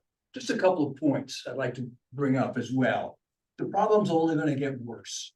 As we all know, looking at real estate, properties are going up for sale or being purchased by for-profit businesses, specifically for the task of short-term rentals. And we know there's housing crunches in some areas of the country as a result of that, because the whole market shift is away from long-term rentals of properties today, but short-term because it's very lucrative and very profitable. To add to Rainey's point regarding on the lake, you also have two, if you really, you can look at it as two categories. You've got those that look at it as simply a temporary abode, much like they would a motel or a hotel. I'm renting that, I can bring my family here, but I'm here for another purpose. On the lake, it's a destination. We're here to have a good time, we take advantage of the lake opportunities and party like crazy. And they get the advertising, if you look on many of those short-term rental sites, they're marketed as destination properties with all the amenities and all the party things that go along with it. We're faced with a very tight property issue and crowding on the lake because it was developed in the 50s by Joe Campert as simply summer residence. You moved out this fall, you came back in the spring. So the infrastructure and the ecosystem on a lake is extremely fragile. And that's what we're trying to protect. The septic issue, yeah, you can pump out any septic system, but I would argue we should look at what Massachusetts does, which says it's suspect unless there's a very definitive and very precise inspection process that requires cameras and all the things on a document that says, does this pass or doesn't, other than here, we pumped it out. But anyway, thank you. Thank you. Yes, thank you. I have a house, I do not rent it for short term, I'm not planning on it. But I support those who also own homes and can do what they want legally in their home. I've been trying to get more educated on this topic as it's all new for a lot of us. I was very impressed with your presentation, Delia. Thank you for that, and everything was really clear, so thank you. It seems that this has been an issue that there have been one or two things and has gotten blown up. I think, are we possibly looking for a solution that there's really not a big problem? Has it been maybe more neighborly things that need to get taken care of? I thought a good point being brought up tonight was, you know, what can the commission actually regulate? You can't regulate behavior, if I'm understanding what you had said, right? So that, yes, if there was the noise issue or there was something going on, you can't regulate that anyway. So what is that regulation? If there is one. The Bungie was referred to as an association. I'd like to correct that. We are not an association. We are a tax district. And if you look up the legal things of what a tax district can do and cannot do, regulating what gets done on one's own property is not part of a tax district. Somebody can correct me if I'm wrong, but that's my understanding of some of that law. So I'm wondering, and I don't know the answer to this, that if the tax districts can't do that, you know, the town must have something different possibly, or do they not? And again, I don't know that, and I don't know if it's even been considered as far as what are the legal ramifications of what we can or cannot have our townspeople do. And just lastly, it just seems that the protocols with Airbnb, VRBO, that there's already some built-in regulations for you and for the townspeople. So is this just something else that's being layered on planning and zoning that doesn't have? Thank you for your time. Thank you for coming. Anyone else? Yes. Or Curly, Thank you for coming.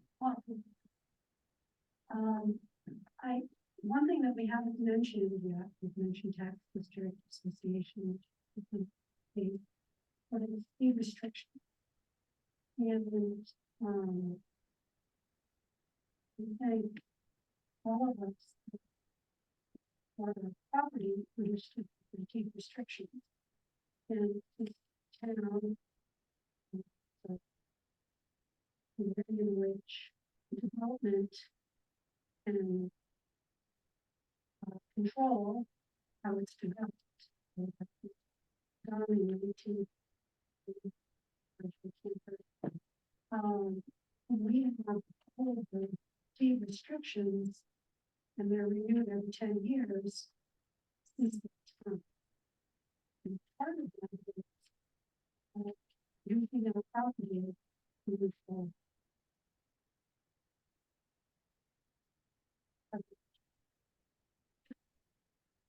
And we have mentioned the commission.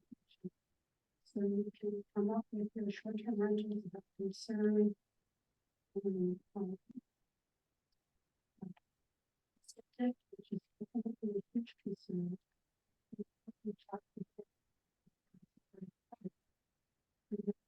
Restrictions, all property owners responsible for that. And also the 12 miles of private roads around the lake support the owners to access the park.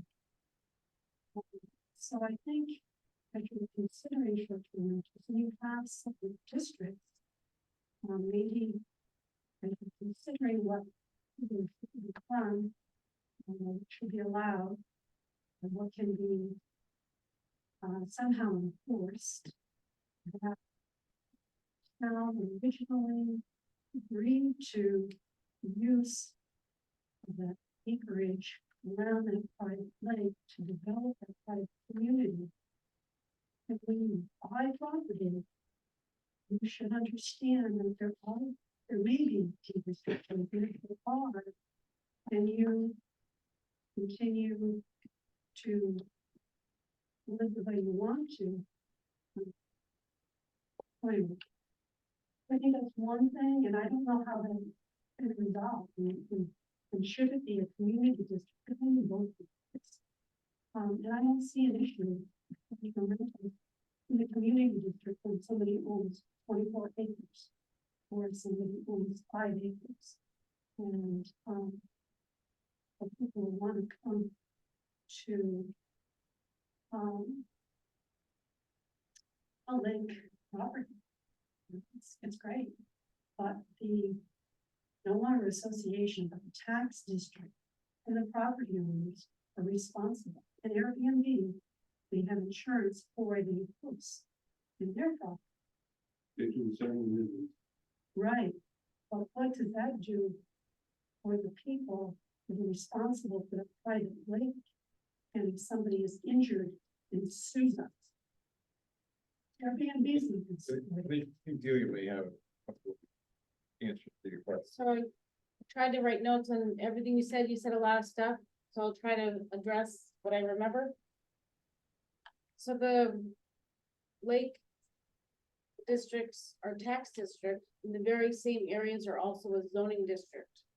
So if the properties within those areas have a deed restriction, that's all has to be privately managed, privately enforced, privately reviewed, privately updated.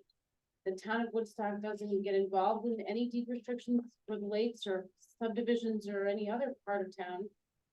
They only are gonna regulate zoning through the zoning regulations with this commission and their zoning enforcement officer. They're not gonna get involved in any deed restrictions. And, when you said something about the private lake and the private road, if that's what you meant about the deed restrictions in terms of who's allowed to use them or whatever, that would be up to the governing body mentioned in the deed restriction to do something about whatever the concerns are. The town's not gonna get involved in that. And so the same area is in the town of Woodstock. It's also has a zone and it's also regulated for land use in the zoning regulations. Anybody can propose a text amendment to the zoning regulations. If you drafted it, there is a fee involved, the whole process. But someone can propose a text amendment to the commission if they wanted to change what's currently there. But, and I'm not done. You also said something about the town agreed to the use of the lake. I don't know what you meant by the town agreeing to anything. I'm not aware of the town agreeing to anything. I meant that when Mr. Camper came to the town and was trying to develop that property and subdivide it into a bazillion different lots. You know, now there's 458 lots left, 415 residences, and that's small splits. So density is definitely a concern that maybe we should think of as a commission. The town agreed to, and through the years, harmony has existed with the deed restrictions being able to be with all the. I'm not sure, I mean, I wasn't here, I wasn't alive, and I wasn't also connected long after that, but I wasn't, not aware of any agreement that the town made to agree to that use. There was no zoning, there was no subdivision, there was no planning commission, nothing in the fifties, so I don't know that there was an agreement, maybe there was, that I'm not aware of. But since then, there's been many land use controls and ordinances and everything that has since become a enforceable thing, so now we have to abide by that. So I don't know that there was any agreement by the town, and if there was, it's probably been superseded by zoning. But deed restrictions stay with the land, is that correct? Unless the person who, or the entity that is involved in them just extinguishes them, but the town, again, doesn't have any involvement. I don't think they even care about what the deed restrictions are. Okay. So I don't know that's an agreement, just because you have a deed restriction in the town, that doesn't mean the town has agreed to those restrictions. But legally is. Are people, even the town, in this commission, but are people who are owners need to follow deed restrictions? I'm not a lawyer, I'm not gonna profess to make any legal statements or anything, but I believe that if someone were to take that deed restriction to court, the court could tell you what the outcome would be. Okay, well. I did in fact go to an attorney to ask if our deed restrictions, because a number of people have said, "What is wrong?" Because they are not, they weren't set and just set in perpetuity, but that they renew every 10 years. And that we, the property owners around the lake, and if not change them, we need a majority of those property owners to make that change. And it is a process. But I think that the Lake District, which includes all three lakes, not just one, even though we're the largest and the most highly populated of those three. I believe that the town should look at that Lake District as different than the communities. When we're looking at short-term, they're different. Thank you. Issues are different. Thank you. Thank you, thank you. Behind Just you. one more- He had his hand raised for. Yeah, for quite some time. I just wanted to point out that the tax district was formed in 1982. And land use regulation is not selected. Correct. The only thing that the lake is responsible for is required ownership of specified roads, easements, beaches, and swim areas. Right. So does that discredit the deed restrictions or the deed covenants? Because there is no land use regulation was not selected. So I think it's like a multifaceted issue that we have. And I don't think that we're any more special than any other lake. Thank you. Just a very brief comment I forgot about. Airbnb keeps a very sharp eye on posts. So for example, a year ago or so, we allowed a couple to stay longer on the property beyond the regular checkout time. And so I went to the garage to pick up the garbage. We didn't even see it. But somehow they complained about this. And the result is when somebody complains about you, they take you off the platform and investigate. It took us 3 weeks to get back on. Or you picked up your garbage? Yeah. When you pick up my garbage. Hey, I know. So, what I'm trying to say is they have a safety mechanism if there are complaints against the owner of this Airbnb, if they say something is wrong, and then you have to fight to get this thing resolved. So there are some really good safeguards in place with it. Thanks. Sorry. Where you live? Wait, did you have your hand raised? Wait.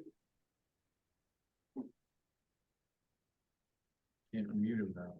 Yeah, thank you, Mr. So if I muted you again. You'll have to unmute yourself. I can't do it.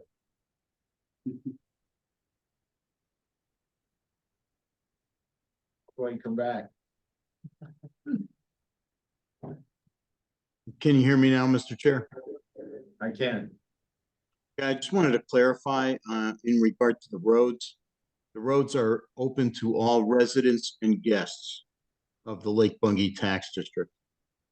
The Lake Bungay area was an association. It's still referred to as an association, but that's incorrect. It is now a tax district formed under Connecticut State Statute 7-324, I'm sorry. We also formed a flood and erosion control board under state statute 25-84. It gives wide range of powers to the lake. And I think in regard to some of these things that are being brought up tonight, the Lake District does need to refer to their attorney and question them what their rights are and how to proceed with some of these issues that are being brought up tonight. Some of these issues are lake related and not planning and zoning related. Reinowitz, would you state for the record your knowledge of this? Yes, Mr. Chairman, I was president of the Lake District. I served as president pro tem and then as president for over 5 years. And I was also the roads chairperson for over 10 years. And I also served as the lake and beach chair for a number of years as well. I am also the director of public works for the town of Vernon. I like beach chairs as well. Thank you, Dwight. No problem. Beach chairs are good. Is there anyone else who would like to speak? Jack.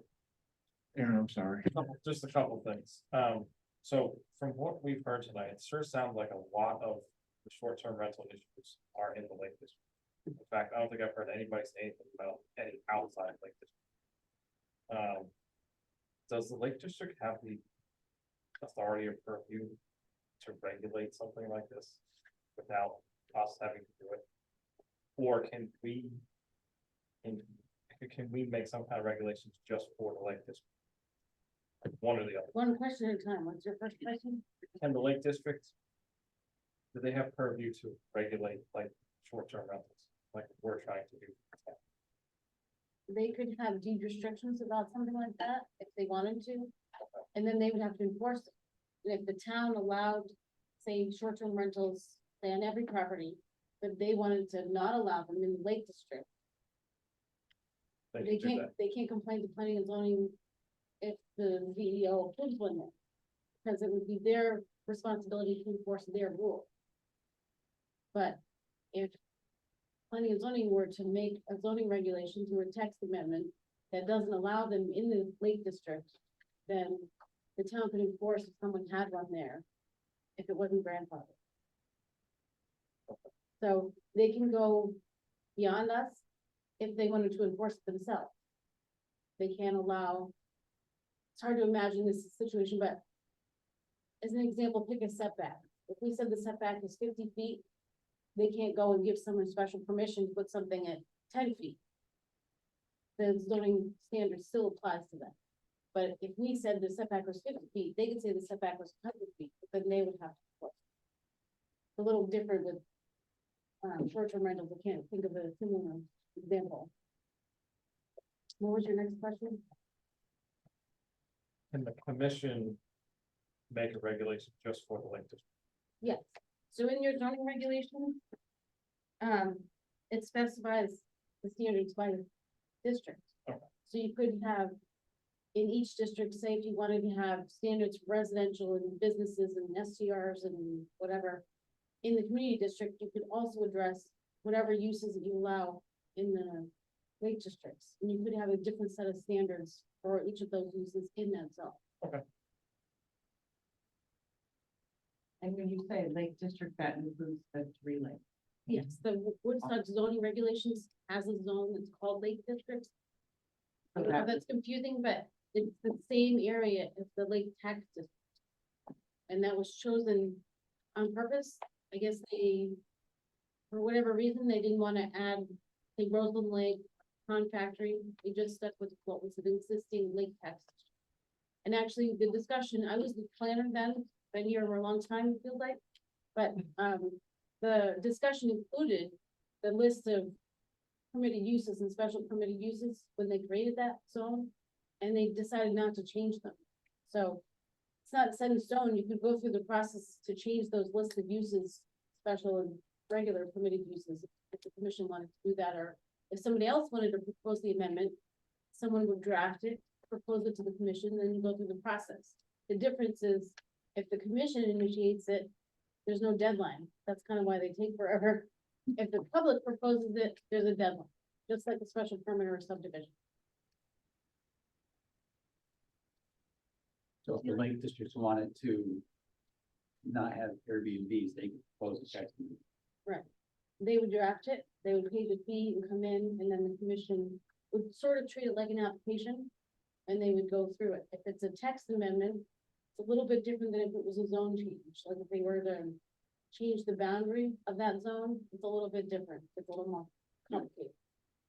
So can I just get some clarification? So like if Bungie came out in full force and voted no Airbnbs, then we essentially pissed off Fawcett and which is what, because they, When you say you voted, like if we come out in droves and say no Airbnbs, and then you guys, the tax district, Lake District can't have Airbnbs. so the way a text amendment works, the public doesn't get to vote. So the Planning and Zoning Commission gets to vote. They have the public hearing and they listen to the public during the public hearing. So sometimes it goes on a while and you're allowed to talk as long as the public hearing is open. When the public hearing is closed, no one can bring in new information, can make new statements or submit new whatever. The commission deliberates, and then at the close of that deliberation, they make a vote to approve it or not approve it. But only the commission votes. But there's It's not a vote by the public. of Airbnb and Fawcett and which is that they have no problem. So that would. Yeah, I think your question is right. If the Lake Bungie Tax District did not want to have Airbnb, It would and eliminate all. proposed a text amendment, that would affect. all everybody in Boston. right now, they're all one district. All one district. If someone yeah. wanted to do a zone change and make them like 3 different lake tax districts, that would have to be proposed as a zone change. And then we'd have to clarify what are the standards that apply to each of those districts. Unless they wanted to all follow the same districts, but I don't know why they would do that. If they're gonna have different zones, I would assume they would have different standards for each one. And then, so there would have to be both a zone change and a text amendment. And if we ever get to that point, I would discuss the differences in the zone change and text amendments, a little more complicated. Any hindrance? Delia just suggested. Thank you. That was good discussion. Yeah. Thank you very much for your comments. Yeah, thank you. Jeff? Can I ask a question, of the woman in the back row? I'm sorry, I don't have your name. Hi, did you say something about the deed restriction is not allowing any kind of commercial activity in the lake districts? On Bundy. Just on Bunky? Okay, right. And by chance in your discussions with your attorney, has this come up? Does he or she define rental of the property as a business, therefore it can't be allowed around Bunky? And if you don't want to answer that, it's fine, I'm just trying to. Part of it.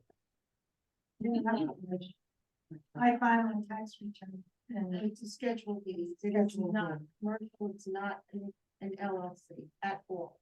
additional income, and that's the activity of the income. Nobody even knew about it until Michael was his big mouth. And he apologized. And he apologized. He accused me. He said, the Nobody lady even next knew we door, existed. lady next door to you, you have it? I said, I'm giving it to you. And he was so grateful to me. And that's the way it is. And then they sold their house. They sold their house to the property. Not legitimate, honorable people. And that's the way that story went. And you know what, if I couldn't have my Airbnb, living on Social Security, in the situation I'm in now, I can't keep my house. And I don't disturb anyone. Nobody knows somebody was there this week, but I've been doing it from starting. 6 years, I was starting in June. I supplement my nursing. Over the years, I serve people. This is a way for me to continue my connection with people. I second it. Yeah, I've had professional people. Doctors, Nobody- lawyers. Well, I don't think anybody's talking about prohibiting it. We're just trying to understand where there is and give the zoning enforcement officer the right tool. I don't think our regulations have the right descriptions for an application Yeah, for Airbnb. yeah, no, that's good. It was just. Yeah, That her. As a neighbor, were any complaints, anybody, they addressed them within 15 minutes. Okay. One of the complaints was, We also have 6 children between us, 6 grandchildren and husbands and they and all come up, they all come up. We have for 34 years. I've been here since the 80s. I love my home. I love my home. We take care of it. I'm very proud of it, and if there's anything a neighbor's upset about, I address it. Within 15 minutes, we had a dog barking because I had people in front of the house. I actually called my guest over, gave them an anchor. I said, please stay over here. 15 minutes. They're floating. Yeah. We weren't making noise. Please move the barbecue, they're staring. I did, I said, come on. move Get to barbecue." the other side. I'm the most compliant person in the world. Maybe too much so. But at any rate, Thank I you, do think tonight was Thank- very well run and I appreciate it. thank you. It was a good discussion. I have just one more question. It's a number of 4 people per dwelling still on the books, or is it? Not discussed. That was just a previous discussion where nothing's in. I would strongly recommend not to do. It's just, it's all been discussions, and trying to figure out what to go. Agenda item 6B. Plan of conservation and development update and follow-up. I had discussion with the first selectman. He is supposed to get in touch with John Jack, work out type of an agreement.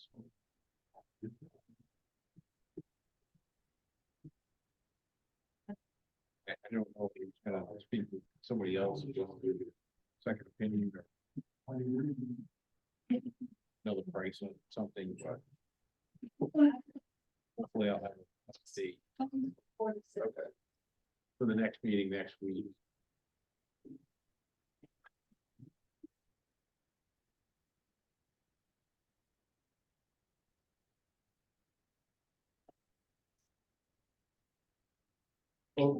Folks, thank you. Agenda item 7, zoning enforcement officer and land use department. Appointment of Manuel Medina, safety planning and policy group as an additional CEO. And I'd just like to clarify, it's not replacing Zoe, it's just gonna help fill out. She is still employed with Titan, so. Sorry, I made a mistake on the agenda. So I'm confused. What did you just say about this? Name on the unit? Yeah, he works for Titan. And he's gonna help out with, as a CEO in the short term, so Dan gets under his. Okay. So we just want to appoint him short term while Titan is still helping us out. I'll move to accept Manuel Medina as an assistant to Zoe Chatfield. CEO, also covered under presumably banking. Certificate of Bezos, Casio. A second. Motion by Joe Adela, second by David Morris to appoint Manuel Medina as a additional CEO. Is there any discussion? All in favor? Aye. Any opposed? That's what passes. Thank you, everyone. Brings us back to citizens' comments again.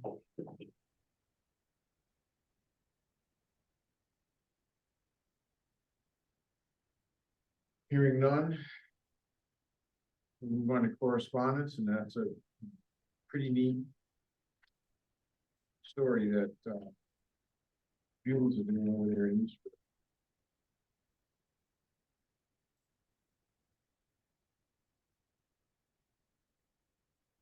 Taking the warm air from the upper bowl and pushing it out down below to keep the apples. What do you think of next?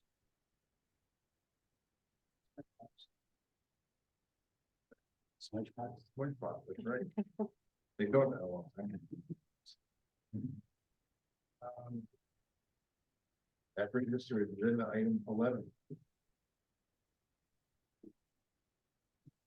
Before we adjourn, so what did you want me to do with the short-term rentals? Do you want me to write something up? We're gonna discuss it more next time. Yes. Yeah. Thank you for clarifying that. Actually, I'm kind of focused on something like an application that's different than the home occupation.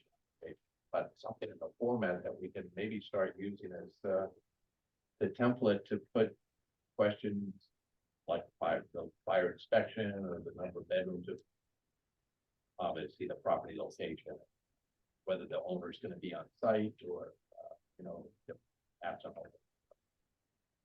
something we can start working with. So you want me to draft an application and also standards? Sure. Because you have to have standards, otherwise you don't know whether you can apply. And I think we'll probably need some definitions to add to the regulations at some point. Short-term rentals, what that includes, what district, but anyway. I'm not sure we'll be ready for the March meeting, Yeah. but I'll do my best. Okay.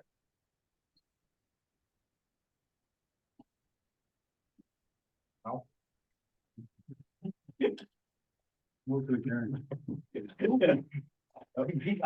Second, yeah. Motion to adjourn by David Moore, seconded by Mark Black. I didn't ask if there was any discussion. All in favor? Aye. Any opposed? Thank you, everyone. I have 9:31.